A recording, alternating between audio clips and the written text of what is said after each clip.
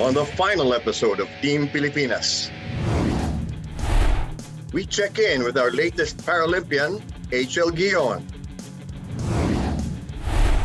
We break down the state of arnis in the Philippines. And we relive the most emotional moments of our Tokyo Olympians.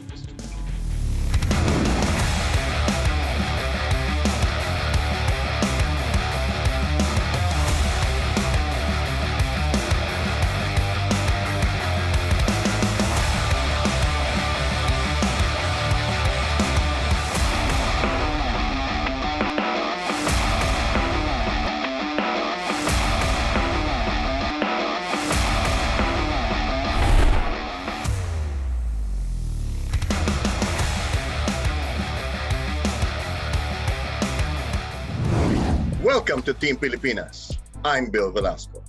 It has begun. The Tokyo Olympics are officially underway, and 19 of our most gallant athletes are battling the rest of the world. For one last time, we thank them for their service and pray that their sacrifice results in the sweetest reward of all, an Olympic gold medal. All systems are go as far as our preparation is concerned. No? We have booked a place there in Japan for the staff and for probably the athletes also. It's true.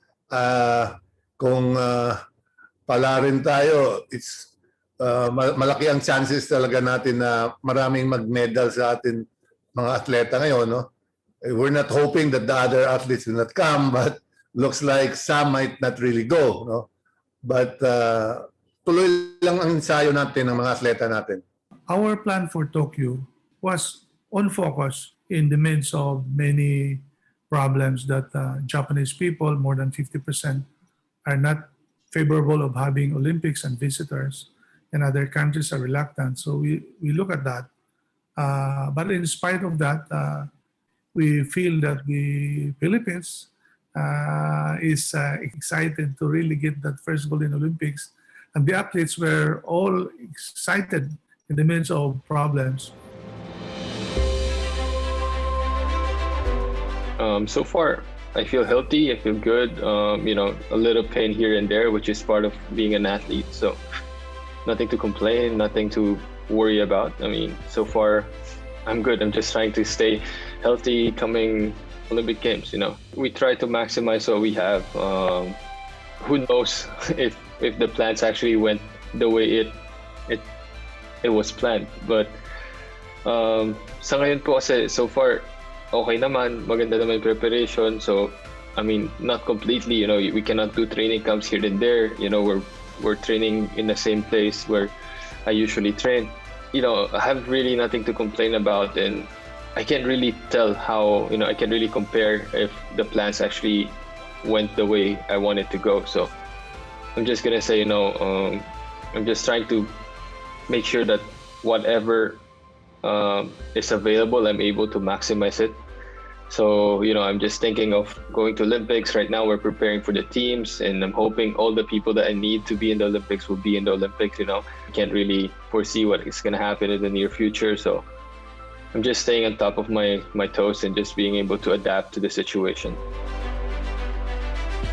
Alam ko sa sarili ko ngayon na mas nadagdagan po yung kaalaman ko, yung experience ko, at nilalagay ko sa isip ko ngayon na kahit this month yung Olympics, kahit next month yung Olympics, talagang handa-handa po ako, sir.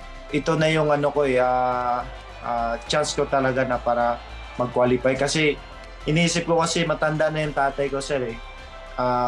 Yung pangarap ko na talaga ito na ma-qualify sa Olympics at makuha yung gold.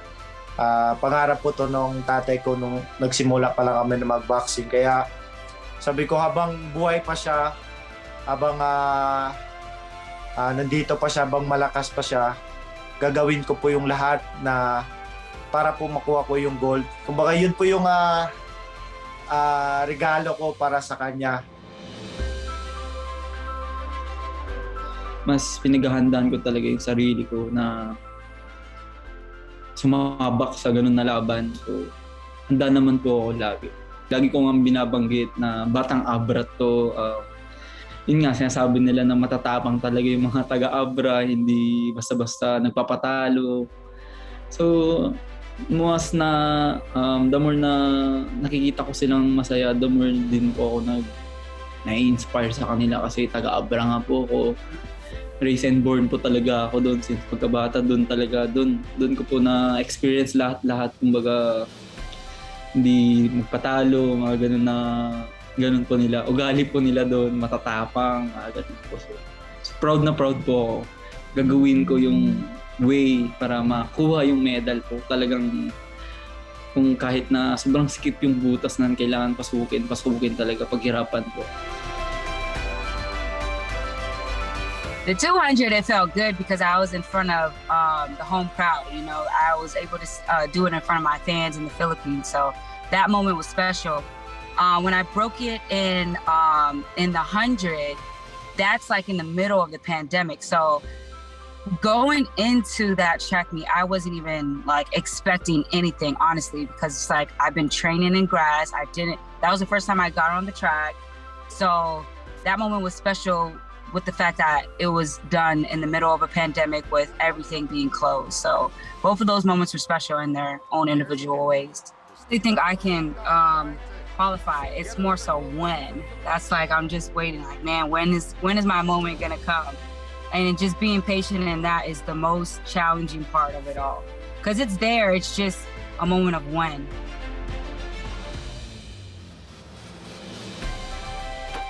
Gusto ko din makasama si TID na anong feeling makalaro ng Olympics, ganyan. Makita ko din siya na ano yung feeling na makalaro ng Olympics, ganyan. Kasi first time ko din maglaro ng Olympics na ano yung mga kailangan na sa mga Olympics. Pag nasa Olympics ka na, nasa laro na po, ganyan po. Ang hirap din kasi pasukin ng Olympics. Minsan lang sa isang atleta na makapasok sa isang Olympics. Kaya pagsikapan ko, sir, na yung laro ko doon, na mas maganda yung performance ko doon. Una ko pong na-feel is overwhelming dahil galing akong training sa Philippine Army. And hindi ko in-expect na tatawag si Ma'am Irene for sasabihin niya na maglalaro ako for Olympics. Happy and kinakabahan at the same time. And naiisip ko na good pressure yung nararamdaman ko dahil sobrang excited na ako na lalaban for Olympics talaga po. Ibibigay namin yung all of our best. I'm sure din na merong mag-uwi ng medal this time, and I'm saying na hindi lang bronze, silver, pero may chance tayong makakuha ng gold this time. Ito na yung matagal na inaantay ng bansang Pilipinas para magkaroon ng gold medal sa Olympic Games. Yung lahat ng pinaghirapan po namin, lalo na ako, ng mga coaches, mula nung kampanya po namin talaga ng Olympics, nag-start po talaga kasi siya nung bago mag-SEA Games po. Yung preparation po namin ng SEA Games, nung dumating na po si Coach Okrat, nag-umpisa na po din yung goal namin na may ma-qualify sa Olympics noong 2020, pero dahil nga po pandemic, na move po siya ngayon.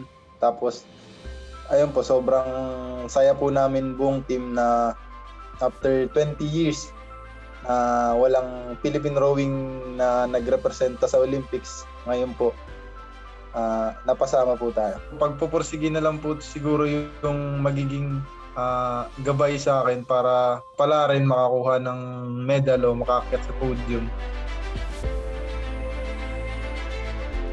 As an athlete, kahit anong mangyari sa mundo, may pandemic, as an athlete, wala kang may excuse eh. We still have to continue what we're doing. We still have to, because we're representing our country. Siyempre, pag pumunta ka sa Olympics o sa laro na hindi ka prepared, you're representing the country tapos hindi ka prepared, nakakahiya yun. So, and also as an athlete, we always want to do our best, lalong-lalo na sa competition. So, hindi excuse ang pandemic at maghanap kami ng paraan para makapag-training, para maipagpatuloy pa rin namin ang pangarap natin, mga Pilipino. in my sight, nung na-experience ko yun after winning Olympics, silver, sabi ko, gusto ko ulit manalo SEA Games. Pero mahirap i-maintain and sustain yung ranking mo and yung status, lalong-lalo na sa sports. Kasi hindi ka naman parating nasa taas eh. Eventually, bababa ka talaga. So yun yung mahirap. Then yung motivation, also mahirap. Kasi syempre, nanalo ka na eh. Diba? Nanalo ka na ng silver medal sa Olympics. Bakit ka pa maghirap, magte-training for Tokyo? Syempre, after silver, aim is for gold. Siguro madali na, pero mahirap siya na as an athlete na i-maintain and i-sustain yung status. At lalong-lalo na medyo tumatanda na ako. So, good thing, nagawa ko yun. Na-maintain and na-sustain ko yung status ko because may mga taong nasa likod ko.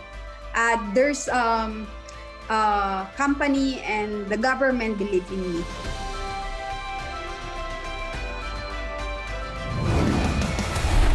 We check in with our latest Paralympian, HL Guion.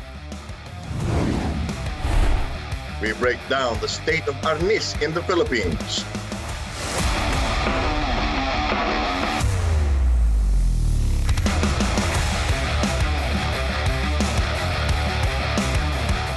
Bahagi na ng buhay nating mga Pilipino ang sports. Mula sa panahon ng unos, sa tamis ng tagumpay, sa kabila ng pagbabago ng buhay, ang Philippine Sports Commission ay patuloy na magigilingkod sa sambayanan at atletang Pilipino.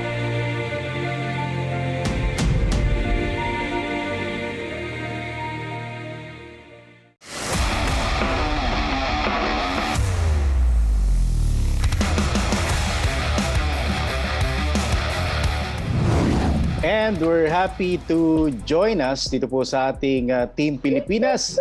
Ang isa po sa ating pinakabagong Paralympian, si HL Guion. Jinky, magandang araw sa iyo at welcome sa ating program. Good morning po. Good morning sa lahat. Okay, Jinky, una-una congratulations dahil ito, your second Paralympics. Actually, first mo 2012 ano bang pakiramdam mo ngayon na isa ka ng two-time Paralympian? Siyempre po sir, masayang-masaya. Naka-excited po na makarating sa Tokyo. Now, Jinky, itong second Paralympian mo, alam naman natin maraming pinagdaanan ang buong mundo. Sa atin dito yung mga atleta, maraming mga challenges. Sa iyo ba, despite all the challenges, in-expect mo ba na makakapasok ka rito sa darating na Tokyo Paralympics? Sir, hindi ko po talaga in-expect to. Kaya pero nakita ko po yung mga friends ko na pupunta sila, mga ka-teammate ko na pupunta ng Tokyo. Sabi ko, sana ako rin. Tapos na nag-chat si Ma'am Ay na nakapasok ako sa Tokyo. So, masayang-masaya ako, sir. Tuwan-tuwa ako, na-shock talaga ako. Okay. Yung lalaban mo, Jinky, is para powerlifting, right? Dito sa darating na Tokyo. Now, 2012 una ka nakapasok. May lockout 2016 tapos 2021 na halos almost 10 years meron bang malaking pagbabago tayong i-expect? Better performance ba kumpara dun sa London or ano ba yung expect ng ating mga kababayan? Sir, hindi ko lang po may pa-promise pero gagawin ko po yung best ko. Kasi yun nga, nagka-lockdown tayo, natigil yung training ko sa gym, pero yung dito naman sa house po, nag-home training po ako mula nung nag-lockdown. Kaya tuloy-tuloy pa rin yung training ko para hindi manghina yung yung resistance ko. Kaya tinuloy-tuloy ko pa rin yung training kahit na walang barbell. Yon. Gaano kalaki yung challenge na yun para sa iyo, Jinky? Sabi mo nga, diyan ka sa bahay. Although nakikita ko yung bahay mo, mukhang very inspiring at very religious ka dyan. Mukhang maganda rin mag-training. Pero definitely malaki pagkakaiba, no? Gym at saka bahay. Pero gaano mo na-overcome yung gano'n na kahit na papano, kahit nasa bahay ka lang, masasabi mo sa sarili mo na ready ka pa rin papunta ng Tokyo? Yes po. Bali, kahit na sabihin na lang natin na konti lang yung training ko sa gym, pero binabawi na lang namin ngayon ni coach kasi open na ngayon yung gym. Kaya babawiin na lang namin yung mga natira naming days para sa Tokyo. Yung balikan na natin sandali, Jinky, yung London, ano? London, pagkatapos doon, marami kang sinalihan, Asian Championships, ano? And ilang mga regional. Nakita natin, halos nasa top 5 ka, nasa top 6, top 10, consistent ka, no? Overall. Does that mean, or do you think maganda chance natin, no? Going into this Olympics na kahit pa paano magkaka-medal tayo? Hindi lang talaga ako sure, sir, kasi mahirap mag-promise. Kung siguro kung nakapag-qualify kami, maganda yung performance na makukuha ko. Kaso hindi nga kami nakapag-qualify, so bali nakuha lang ako sa bipartite. According daw sa medal, yun yung sabi ng Pilpinas. Kaya so, sa titingnan ko naman yung sa ranking ko, yung mga kalaban ko na malalakas, nandun sa 41, bumaba sila ng 41. Pero may kalaban pa rin ako isang malakas, sir, yung China. Yon, bali, ang nanalo kasi sa 45 category, sir, China, Kazakhstan, saka Singapore. Yung sa Dubai yun, sir, yung sa World. Yun ang pinaka-last namin na qualifying bago mag-Tokyo. So sabi ko, kung sila pa rin ang magiging kalaban ko, baka may chance tayo. Before mo malaman, Jinky, yung pagpasok mo, no, dito sa Olympics, ano yung ginagawa mong paghahanda? Meron ka bang tournament na pinaghahandaan or nagte-training ka pa rin ba? Ano ba yung sitwasyon before mo malaman ito? May tournament sana kami na inaano ni coach noon. Kaso hindi natuloy kasi yung biglang nag-lockdown, biglang nag-GCQ, kaya hindi natuloy. So, pero nagtuloy na lang po ako ng training hanggang ngayon. Pero tingin mo, meron ka pa bang enough time para masabi na yung gusto mo na kondisyon, maaabot mo pagdating ng Tokyo? Sa training na lang, focus na lang. Paghahandaan na lang natin kasi konti na lang natitira, biglaan pa naman, di ba? Yung ban London, ganun din ba? Biglaan din ba? Or talagang yun, napaghandaan mo yung pag-qualify mo ron? Napaghandaan yun, sir, kasi nalaman agad namin na na-qualify ako. Kaya yun, napaghandaan talaga namin yun. Siguro, konti background lang, Jinky. Paralympian ka, so ibig sabihin, meron tayong disability. Ano ba, to be specific, yung disability na meron ka? Wheelchair user po ako, sir. Bali, polio po ang ang coach ko. Kaya naka-wheelchair ako. So, ortho. Orthopedic, gano'n. Alright, okay. Now,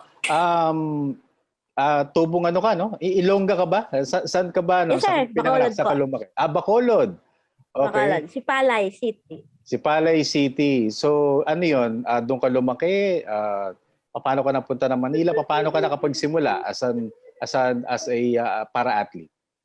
Nag-apply po ako tinulungan po ako ng pare namin sa Sipalay po, sa Mina, para pumunta po ng tahanang walang hagdan. So, para po mag-aral sana. Tapos, nakapag-aral din po naman ako, pero hindi ako nakapagtapos. Yun. So, nung hindi na ako nakatapos mag-aral, nag-decide na ako na magtrabaho sa tahanan. Tahanang walang hagdan po, sir, kung naririnig mo. Dito lang po sa Kainta, yes. Yun. Oo. Yun. Anong pinakatrabaho mo dyan?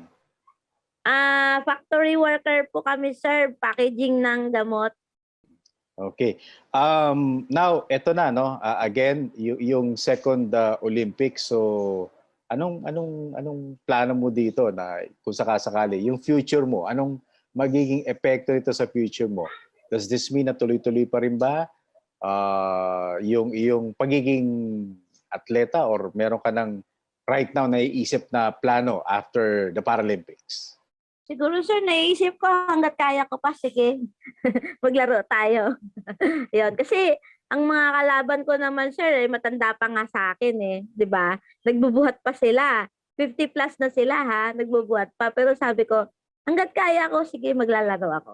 And in a way, makakatulong itong Olympics dahil sabi mo nga kanina, bata ka pa para athlete, no? At meron tayong SEA Games. So pwede natin sabihin na maganda na rin ito, parang part of the preparation, di ba? For the Paralympics or para games ng Southeast Asia.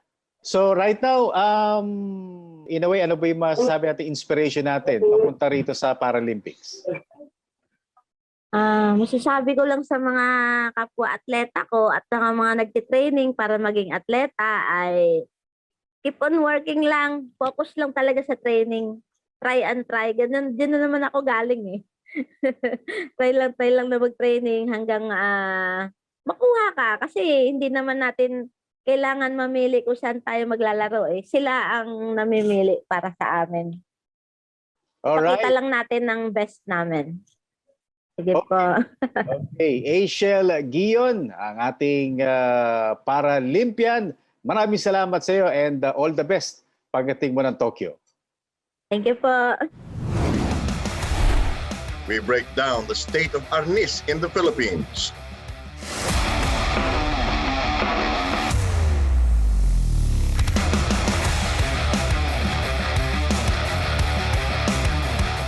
Bahagi na ng buhay nating mga Pilipino ang sports.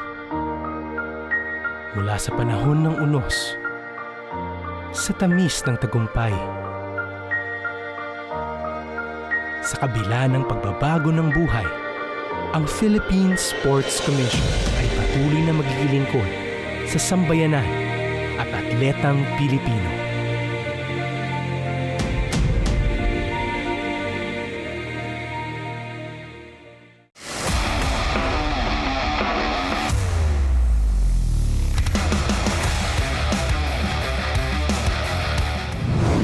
Filipino martial arts, or arnis, is a centuries-old tradition in the Philippines. It is finally recovering from decades of neglect from the previous national federation. Nisi Casiano investigates where arnis is now and where it is headed in the future. Welcome to Team Pilpinas. I am Nisi Icasiano. Arnis is not just a national sport in the Philippines, but also a homegrown martial art in Southeast Asia.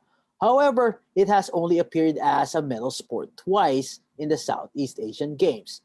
Now we talk to Gerald Cañete and Rodolfo J. Garcia from the Philippine Eskrima Cali Arnis Federation about the steps they are taking to make sure that the sport becomes a regular fixture in the biennial meet. Gentlemen, good afternoon and welcome to Team Pilpinas. Good afternoon. Hi. Good afternoon. Sir Gerald, let's start with you. Your NSA made an effort for the inclusion of Arnis at the 2021 Southeast Asian Games in Hanoi. Unfortunately, that proposal was thumbed down in favor of a Vietnamese martial art. Can you walk us through the process of lobbying the sport for the biennial meet and what were the actual challenges that your group encountered?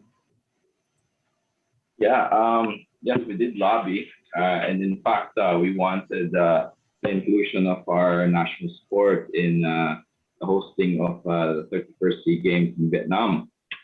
We're a young NSA.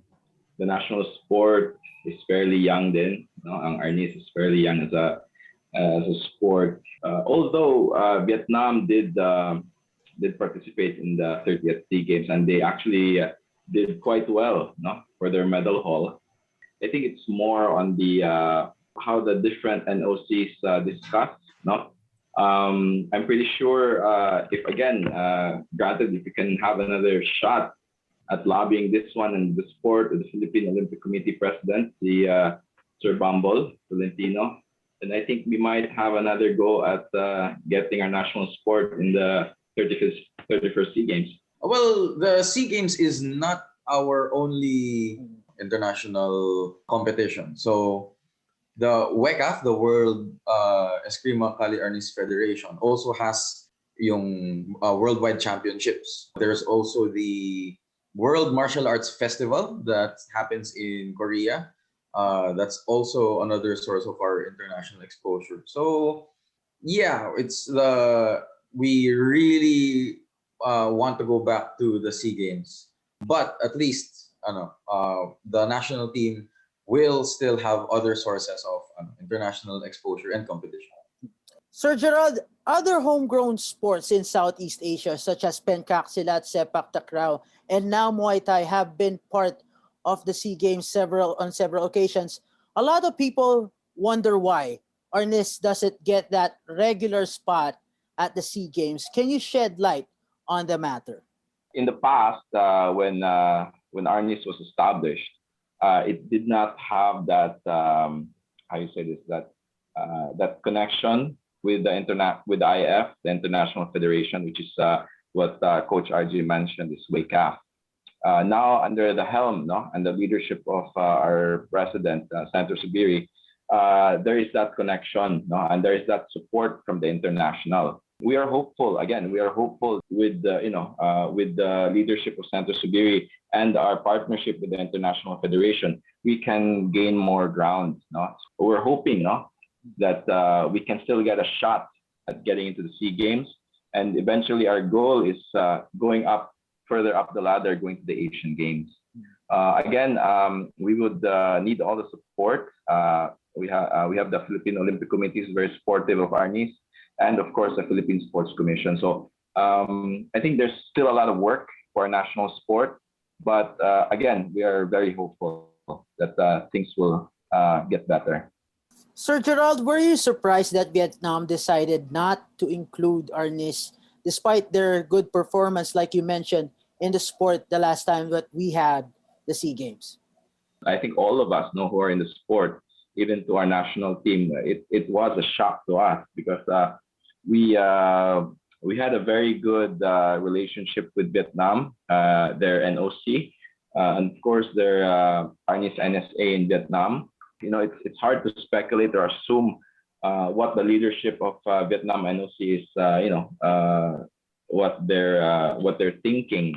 Talking to the leaders and heads of Arnis in Vietnam, they're quite as shocked as we are that it was not included as one of the sports for their hosting of the SEA Games. Coach RJ, I noticed that in the last SEA Games, the coaches of the opposing teams or countries are Filipinos. To me, I see it as a double-edged sword. On one hand, it helps promote the sport in the region.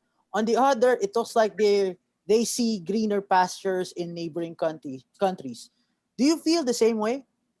All of the coaches that went to the other Southeast Asian countries are our compatriots, and actually a lot of it's pretty much like we're friends. So it's not that it's a lot of them actually uprooted themselves from their stability here, their work and their family life, to spend months and in some cases years to teach and train the teams in the other countries. It was Vietnam, Cambodia.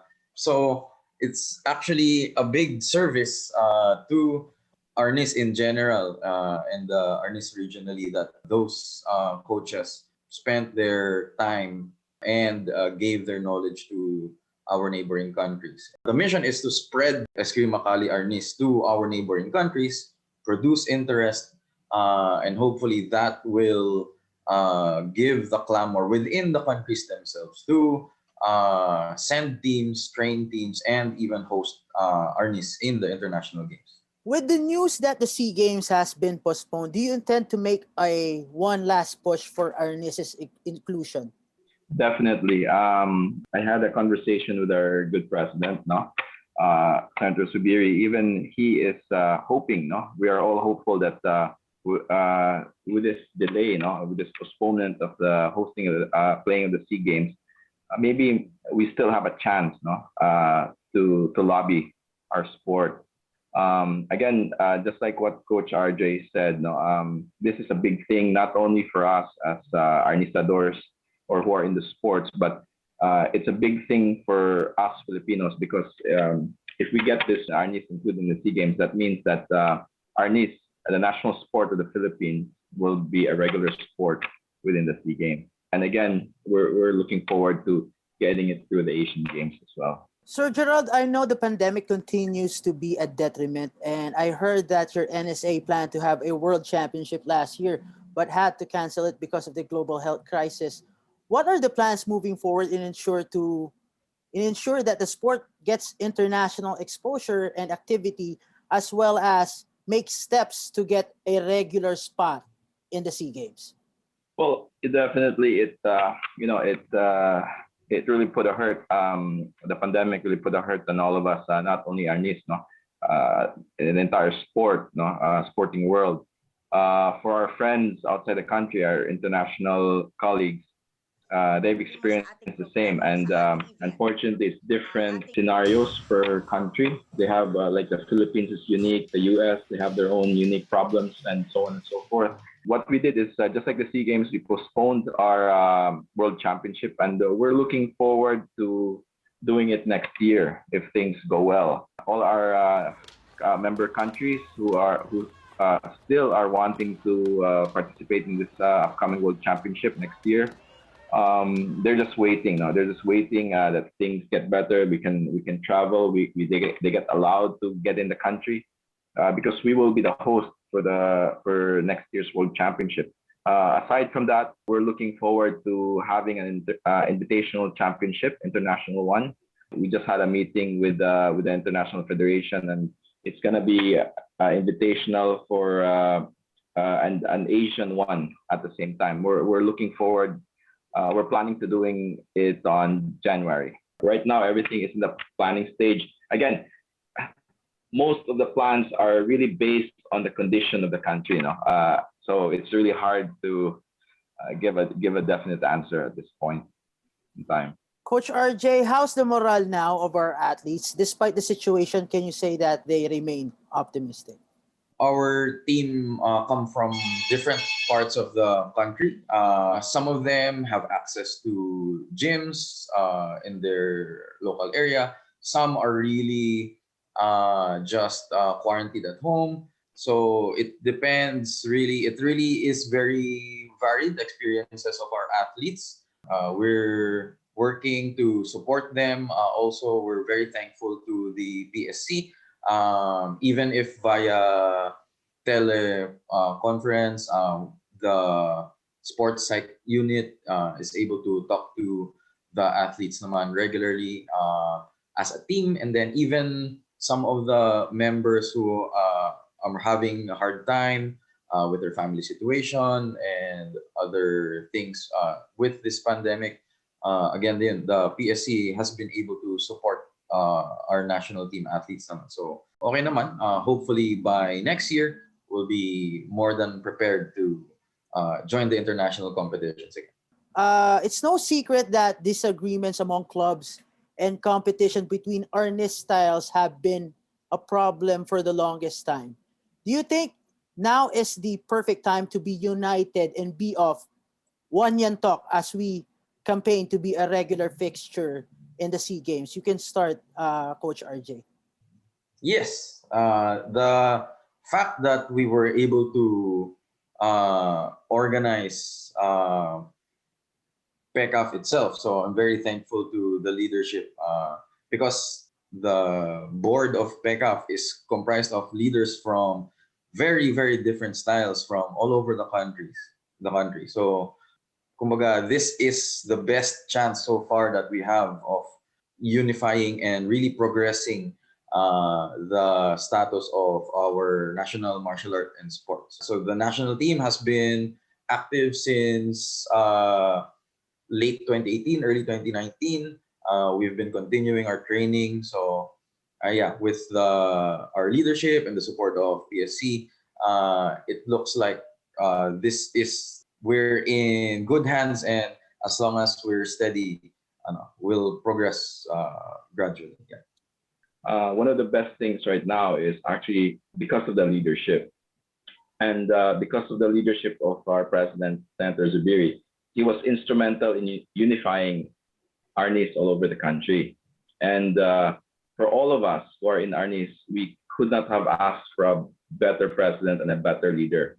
So just like what Coach RJ said, we're very hopeful. And with his leadership, with Senator Zubiri's leadership, we know we can move forward and we can make Arnis as possibly the #1 sport in the country. Gentlemen, thank you for taking the time to be with us, and more power. And that's Gerald Cañete and Rodolfo J. Garcia from the Philippine Eskrima Cali Arnis Federation. Again, I am Missy Casiano, sumasaludo sa atletang Pilipino. And this is Team Pilipinas.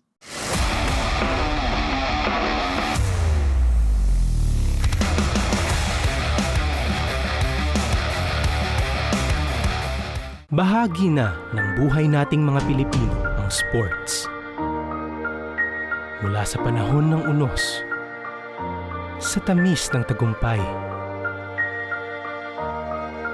sa kabila ng pagbabago ng buhay, ang Philippine Sports Commission ay patuloy na maglilingkod sa sambayanan at atletang Pilipino.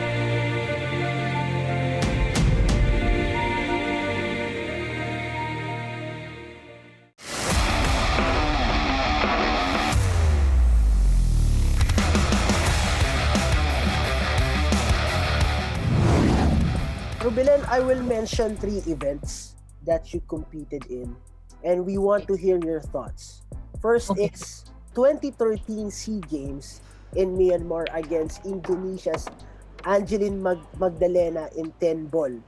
You lost to her in 9 ball, but you got even the following day in 10 ball by using the same cue stick na hiniram sa'yo ni Dennis Orculio the other day. Yeah. Your thoughts? Ang galing ang dami mong in fairness, ang dami mong inside information. And I love it. The thing is, Angel has become my friend. She has become my friend over the years that we've been competing. She's a good friend. She's a close friend of mine. And my mistake, sabihin ko na sa inyo yung weakness ko. Weakness ko is that may tendency kasi akong maging chummy. So right before our match, we ate on one plate, the same plate. Kumakain kami. So parang nawala yung fight ko. Nawala yung, alam mo yun, yung parang when I, killer's instinct, yeah, exactly. So when I played against her, parang hindi ganon ka but she played well. I don't wanna discredit that achievement of hers. She played well. But yun, parang I didn't give myself yung chance din kasi yun talaga yung lagi kong yung problem. Lalo na pag nag-aantay for a match, pag katabi ko yung kalaban ko, yun, medyo naging chummy. But on the second day, lumalayo na ako. Sabi ko, teka lang, hindi pwede to. We're representing both we're representing our countries. Hindi pwedeng parang naipaglaro lang na practice. So I decided na lumayo na medyo, tas naalala ko nangingi pa ata siya ng chocolate sa akin na before the match, yung second, yung 10 ball na. And I just gave it to her without parang looking at her or talking to her, parang here, ganyan. Pero yun, so mas may giggle, mas may fight ako nun. And then I won against her. The second event is the 2009 WPA Women's World 10 Ball Championship against Janet Lee. At that very moment ba, totoo ba sa'yo yung statement na work hard until your idols become your rivals? Hindi ko siya naiisip na ganon.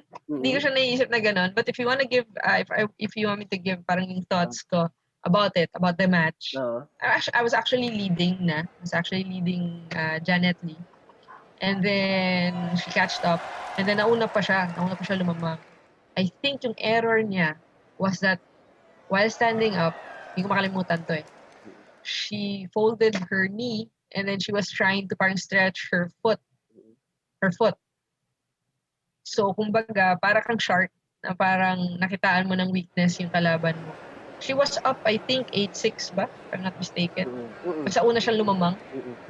And then, nung nakitaan ko siya na parang napapagod na, kasi ano na kami, parang late ano na ata, last session na yata kami.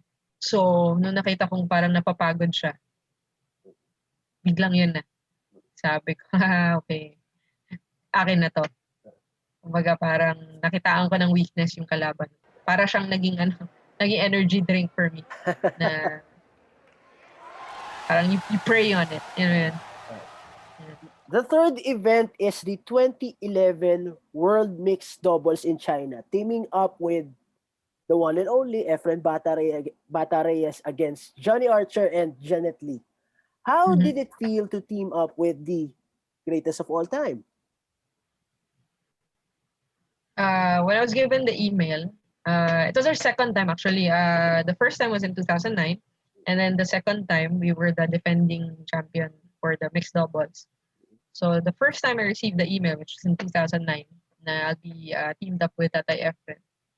Sobrang kilig, sobrang idol ko yun. As you mentioned nga kanina, my dad and I would fly here to Manila to watch tournaments, and palagi it would be Tatay Efren playing. So idol ko talaga sa Tatay Efren. And then here I am, fast forward more than 15 years after. Diba? Parang more than 15 years after, here I am partnering with him. So hindi ako makapaniwala. Hindi ako makapaniwala na I'm given this opportunity. And more so na nung magkatabi na kami, dun ko na-realize na this guy is really a genius. Because the knowledge that he has towards the game, talagang malayo.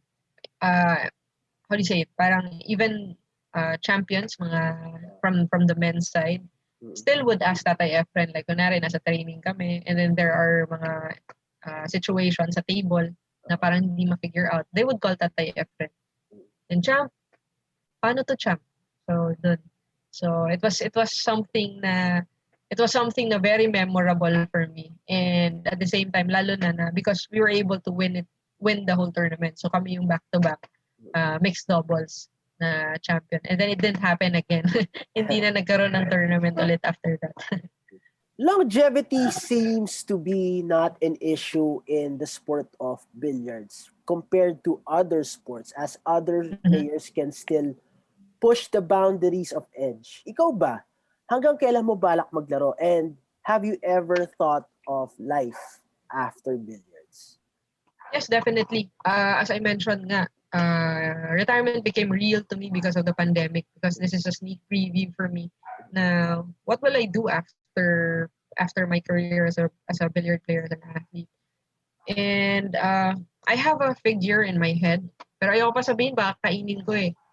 Meron akong age in my head na by that time I'd want to retire. Pero ayoko pang sabihin kasi baka mamaya by the time na yung age na yon, baka biglang ayoko pang mag-retire, di ba? Lalo na kapag merong Olympics. Kunyari, masama ang billiards sa Olympics. Talagang kahit siguro medyo matanda na tayo, talagang kasi pangarap ko yun eh. Yun talaga yung pangarap ko din. To be an Olympian and to win a gold medal in the Olympics. So right now that I'm an athlete, I do sometimes think of funny options ko, and I'm excited actually. I'm excited about the future. What lies ahead of me after being an athlete.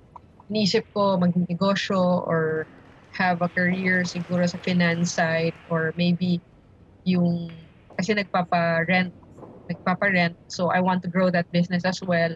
So kumbaga maraming options, so I'm really excited also. Hindi ako takot na pag retirement wala na, yung ganon. But no, I'm also excited because it will also help me grow as a person. It's a new endeavor na yung alam ko, yung discipline that I have, the principles that I have as an athlete, I'll be able to bring it also kung ano man yung mapag-decidean ko na maging career ko after. Now let's talk about SEA Games ulit. The 2019 SEA Games to be exact. to me, it felt like you've gone full circle because you're one of the first participants when women's pool events were included in the SEA Games in 2005. So since then, it has become a staple. In 2019, hindi na lang ikaw yung muka ng women's billiards. Nandiyan na si Cheska Centeno. Now, in one of your post-game interviews at the Manila Hotel in December of 2019, sinabi mo, Cheska is, quote-unquote, the present and the future. She's the present. She's also the future. And ang nakikita ko is that ang basis ko kasi mabait na bata. Pagka ang dami na niyang na-achieve, pero mapapansin mo mahihain pa rin and very humble pa rin. Pero naisip mo ba na one way or the other, indirectly or directly, you are responsible kung bakit meron tayong Cheska Centeno ngayon? It's nice to think na somehow I was able to influence women's billiards. Gusto ko to think that way, but I don't know din kung ano yung because really her family has really backed her up in the same way na yung pamilya ko became my biggest influence with her then. Maybe siguro now na nakakasama niya ako, siguro yun. And if I may also make kwento, when she won the Philippine National Games, I think in 2014, I gave her a jacket of the national team. Hindi pa siya part ng national team nun. Sabi ko, one day you'll be part of the national. True enough, the next year she was already part of the national team. And I meant what I said. She's the present and she's the future. So part of me retiring in a few years, I'm looking for that other person who will be Cheska's partner. Kasi SEA Games kasi dalawa lagi, di ba? Kaya nagmi-meet kami ni Cheska sa finals. Dalawa lagi. So ngayon Cheska's there. She has a lot of years ahead of her. Ako, nasa latter part of my career. So I'm looking for that athlete who will be the partner of Cheska in the SEA Games para laging laging Philippines pa rin ang final. Silver gold lang, no? Palitan lang naman kayo ni Silver Cheska. gold. Anyway, when they say Rubilen Amit, the answer is two-time world champion. But how about you? When everything is said and done, how will you summarize your run as an athlete? I think my focus is more on me as a person. I want to be the person, the athlete who represented the Philippines well. Kasi when I heard one of the opponents, one of the athletes that I played against in the world, no, I didn't play against her, but participants in the World Championships, I think. In one of the tournaments, were ranking tournaments. And she told me in English, sabi niya, are all the people from the Philippines this way? And for me, it was big. It was big for me. Also winning the Sportsmanship Award back-to-back, 2018 and 2019. More than being a world champion. It's something that I really take pride. Na ako as an athlete, I represent the country well. Na maganda yung experience nila of having an encounter with me. Whether as an opponent, as a friend, or I don't know, maybe yun. I think that's my parang small goal every day. Rubilen, maraming salamat and we wish you nothing but the best. And that's Rubilen Amit. Again, I am Nisi Casiano, sumasaludo sa atletang Pilipino. And this is Team Pilipinas.